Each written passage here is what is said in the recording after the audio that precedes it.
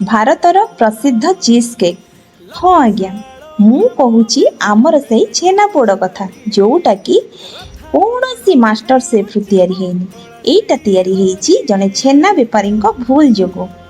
1947 मसीहार से मिठा बेपारी जहाँ ना सुदर्शन साहू दिने से तांको दुकान बंद कला बेले देखिले जे तांको दुकान में बहुत गुड़े छेना आउ चीनी मिश्रण बड़ी जाइतिला, जहाकू से नष्ट न करिबा पाई गोटे पत्र रे गुड़ेकी चुली भितरे रखी देकी जाइतिले।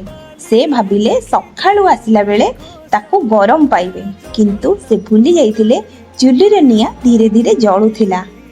तो से सखाळु जेतेबेले आसिकी दुकान खोलिले आउ से छेना को देखिले चारिपट सारा पोड़ी जाइछि। तो तांको मन बहुत दुख होला। से भाबिले एते गुडे छेना मोर नष्ट हो गला। तो से धीरे धीरे से छेना को आनी गोटे जगार रखिकी ताकू जेतेबेले काटिबाकू लागिले ता भितरटा से बहुत सॉफ्ट पाइले। आउ सेठु निर्माण हैला आम छेनापोड़, जोटा कि आम ओडिशार गर्व आउ गौरव।